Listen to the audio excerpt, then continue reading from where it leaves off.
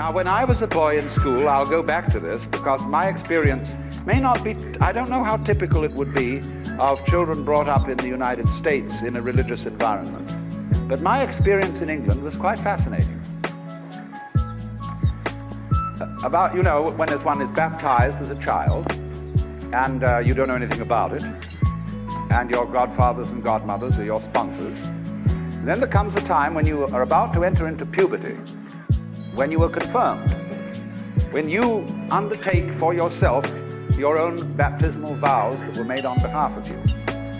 And in England, confirmation into the Church of England, which is Episcopalian in this country, confirmation is preceded by instruction.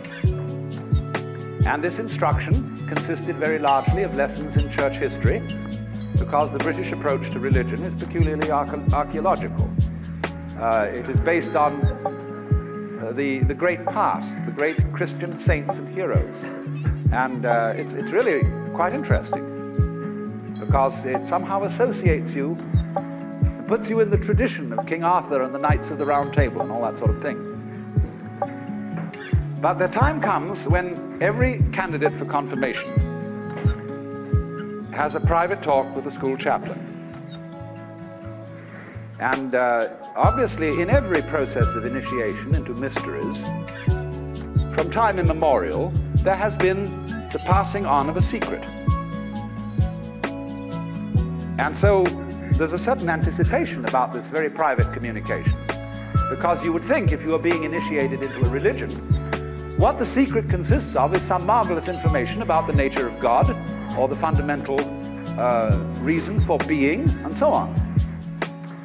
But not so in this case. The initiatory secret talk was a serious lecture on the evils of masturbation.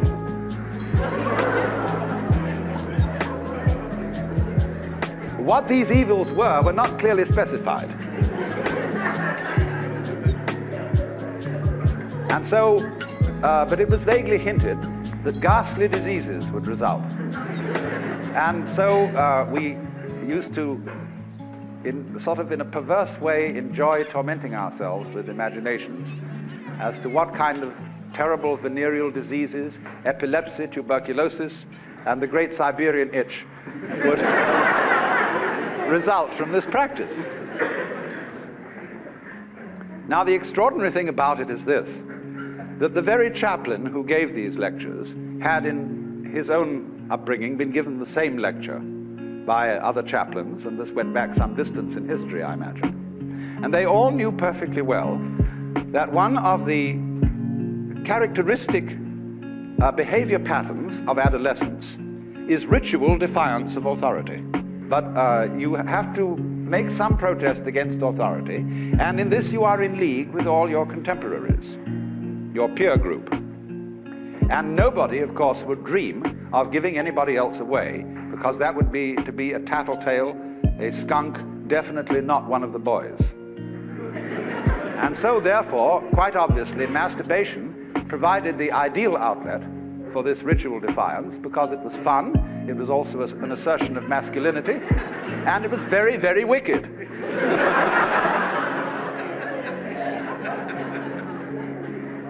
So I meditated on this some time as to why the system continued. And I came to the realization that the Christian put-down of sex is an extremely mysterious thing. In the religious background of the Western world, we have in the main two traditions, one Semitic and one Greek. So far as the Semitic tradition is concerned, the material world and sexuality are definitely good things. Both Jews and Muslims think that God's creation of beautiful women was a grand idea.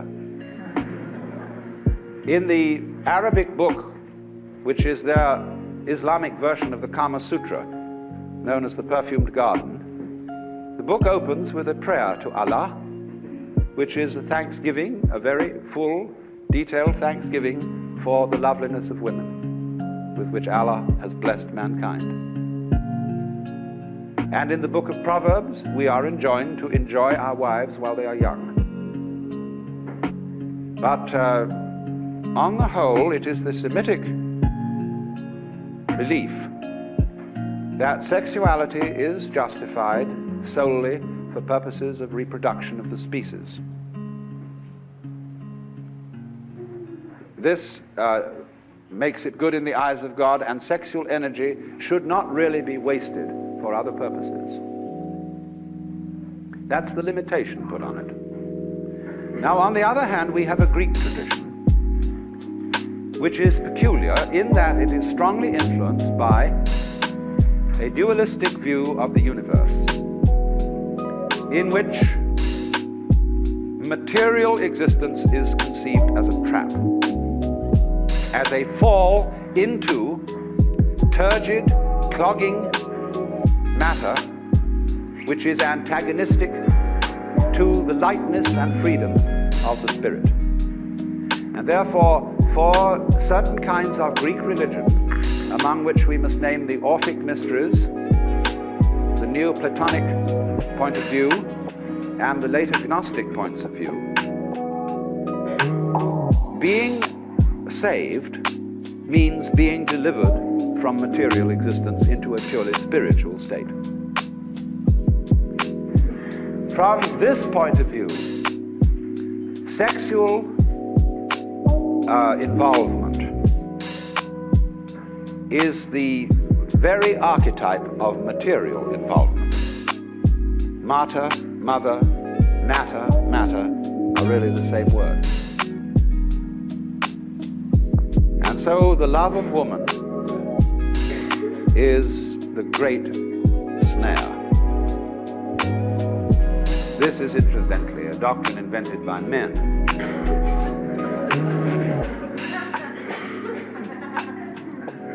And it goes back to the words of Adam. The woman that thou gavest me, she tempted me, and I did eat.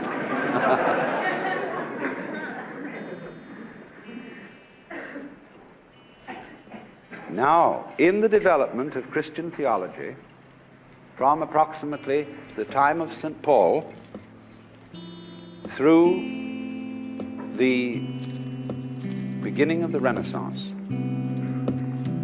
it was universally held that sex was a bad thing. You should read St. Augustine on this.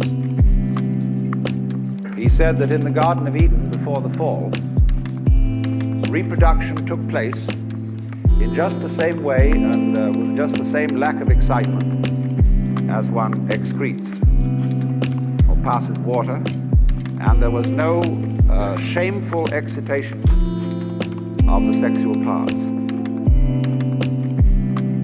And the whole attitude of the Church Fathers in those centuries was that the virgin state was immensely superior spiritually to the married state, and that sexual relationships were excusable only within the bonds of marriage and for the sole purposes of reproduction. And the manual, the moral penitentiaries of the theologians of the Middle Ages list all sorts of penances that must be said even by married couples who performed sexual intercourse on the night before attending Mass, worse still before receiving Holy Communion, and of course it must utterly be avoided on certain great church festivals. So although in theory marriage is a sacrament which somehow blesses this peculiar relationship, there is a definite attitude that it is after all dirty and not very nice. Now you must realize too that in those days the institution of marriage was not what it is today. Marriage at the time of the rise and development of Christianity was a social institution for alliances between families. You did not marry the person of your own choice except under the most peculiar circumstances. You married the girl your family picked out for you. They thought it over carefully, political point of view, as well as from the point of view of eugenics, and whether this was a good, healthy girl, and whether this was a good, healthy man, and they had an economic bargaining about it, and you married this girl. You weren't necessarily in love with her. And it was perfectly well understood in the secular world that on the side you had other arrangements. You had, if you could afford them, concubines, or even second, third, and fourth wives. And these subsidiary wives were, there was a somewhat more choice open to you in getting those than in the first one. The first one is definitely a family arrangement. Now that's the context of it, don't forget that. So what the church was saying was only that woman should be your bedfellow, whose marriage has been arranged by paternal authority. The idea of romantic love does not arise in connection with marriage until the troubadour cults of southern France and Provence in the late Middle Ages, when there begins to be this idea of the idealization of a woman as the inspiring goddess almost of the knight errant. Dante's Beatrice is the inspiring woman who leads him to heaven. Now, historians are not agreed as to whether the lady loves of the chivalrous knights were in fact their mistresses, or whether they were simply idealized women. But the influence of the cult of romantic love on the West was profound. And it brought about a weird combination of ideas. One, the notion of the married state being the only licit relationship in which sexual play might be carried on. And two, the notion that the girl you marry should be the one you've fallen in love with. Two more ill-adjusted ideas could hardly be put together. Because naturally, when you love someone very much indeed, in the enthusiasm and ardor of youth, you say things that are hardly logical or rational. You stand up before an altar and you say, "My darling, my sweetheart, my perfect pet, I adore you so much that I will live with you forever and ever until death do us part." And that's the way you feel at the time. In a rather similar mood, ancient peoples would hail their kings and say, "O king, live forever." Obviously, this was not literally meant. They were just wishing him a long life. But to live forever, no, sir. No mortal does that. So, the trouble was, you see, that when certain kinds of extravagant poetic expressions got in the hands of people like Augustine and Tertullian, who were rather influenced by Roman literalness, they wrote it into the law books. And so this amazing situation came about. But we still have not fully explored the subtlety of it. Let us consider certain periods when this attitude of prudism towards sexuality was in an ascendancy. Nearest to our times is the bourgeois revolution, you might call it, in Victorian England and the United States. We all say Victorian as an adjective to indicate Grundyism, extreme monogamy, a definite disgust for all things sexual. And yet, when we really go into the history of the Victorian period, we find that it was an extremely lascivious epoch. One has only to look at the lushness of Victorian furniture to realize that chairs are disguised women. That the way even piano legs are shaped. I mean, this kind of thing is throughout Victorian art forms. And the conduct of the British aristocracy during that period beggared description. People like Freud and Havelock Ellis made certain mistake.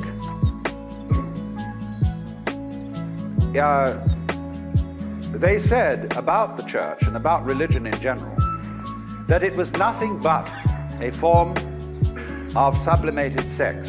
They said these people, for curious reasons, suppress sex, and therefore it becomes a very powerful force for them.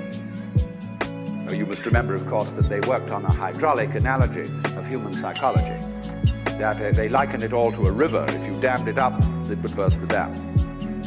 It doesn't actually follow that human psychology is hydraulic, but this is the metaphor they used. Now, they said the church has repressed sex, but actually, if you look at its symbols, it is nothing but an expression of sex. Everything is reduced to libido as the fundamental reality. And the church replied, it's nothing of the kind. We deny this. We think that this reduction of everything to sex is just a way of attacking holy things. And on the contrary, we would say that people who are fascinated with sex and make it their god are repressing religion.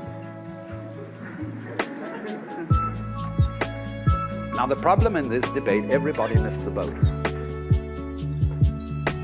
The church should have been in a position to say to Freud, well, of course, thank you very much. Yes, indeed, our symbolism is sexual. The steeples on our churches, the vesicle-shaped windows and so heraldic shields on which we put images of the crucifix or the Virgin Mother of God. These are all quite plainly sexual, but you see, the sexual biology in its turn reveals the mysteries of the universe. Sex is not mere sex. Sex is a holy thing and is one of the most marvelous revelations of the divine. But imagine, the church just couldn't say that. If you look at Tibetan Buddhist iconography, their images, or you look in Hindu temples, you will find things that Europeans and Americans have never been able to understand. Here are images of Buddhas and of the gods engaged in amazing diversions with their female counterparts. And everybody thinks that these are kind of dirty sculptures. Now, they're nothing of the kind. They are saying to the people who look at them, the play of man and woman is on that level, on the level of biology, a reflection of the fundamental play of the cosmos. The play of the positive and negative principles, of the light and the dark, of the mental and the material. They all play together. And the function of sexual play is not merely the survival and utilitarian function of reproducing the species, as it is among animals to a very large extent.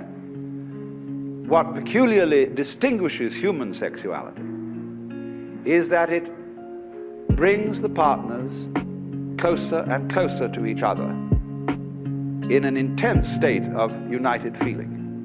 In other words, it is a sacrament, the outward and visible sign of an inward and spiritual grace bringing about love. And so, which means a being possessed by the divine, falling in love, although considered by practical people to be a sort of madness, is actually the same sort of thing as the mystical vision, a grace. And in its light, we see people in their divine aspect. When, as the song says, every little breeze whispers Louise. There is a sort of extraordinary state of mystical intoxication in which the ideal woman has become the goddess, seen with the scales of her eyes. So, what happened then as a result of this historical situation was mutual name-calling between the proponents of religion and the proponents of scientific naturalism, such as Freud and Havelock Ellis, and in our own times, Albert Ellis, and people of that kind. They've never got together because they've never understood, neither the church nor the opponents of the church have clearly understood that the secret or unconscious motivation of sexual repression is to make it all the more interesting. And on the other side, it has not been clearly understood that sexual biology and all that goes with it is a figuring forth on the level of biology of what the whole universe is about. Ecstatic play. So as a result, there has been a kind of compromise. Today in ecclesiastical circles, sex is being damned with faint praise. People are saying, after all, yes, sex was made by God, and we should remember the Jewish point of view.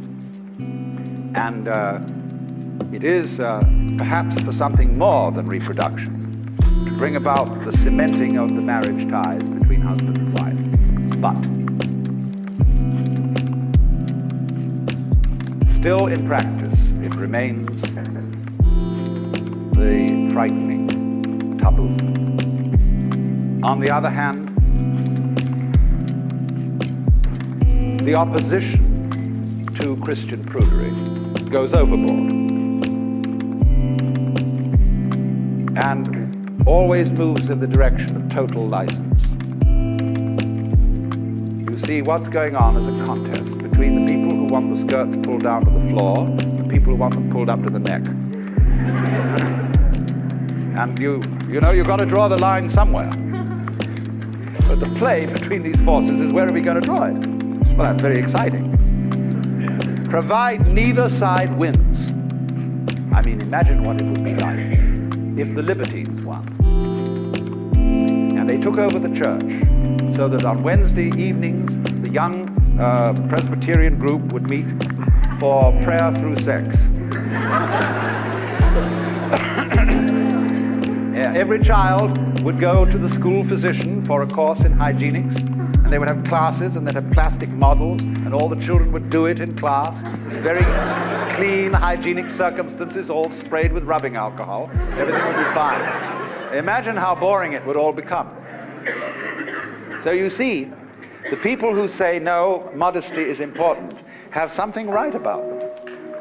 But they mustn't be allowed to get away with it. But they mustn't be obliterated. You see, life works that way. Let's take an entirely different analogy. Let's take a given biological group, a species we'll call A. It has a natural enemy, B. Now one day, A gets furious at the natural enemy, B, and says, let's obliterate it. And they gather their forces and they knock out their natural enemy. Well, suddenly, after a while, they begin to get weak. They get overpopulated. There's nobody around to eat up their surplus creatures, and they don't have to keep their muscles tense against any enemy, and they begin to fall apart because they destroyed their enemy. What they should do is cultivate the enemy. That's the real meaning of love your enemy. There is such a thing as a beloved enemy. And if you don't have a beloved enemy, in other words, if the flies and the spiders don't go together, there's going to be too many spiders or too many flies. And these balances keep the course of nature going. Well, it's exactly the same thing as between the libertines and the prudes. They need each other. And you should thank, if you've got a prudish father and mother, you should be very grateful to them for having made sex so interesting.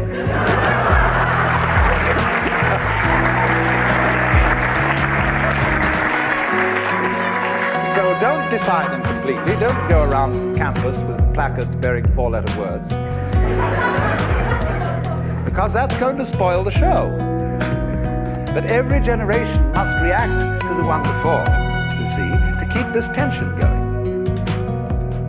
And it is by this tension, this play of the opposites, that we have the love that makes the world go round.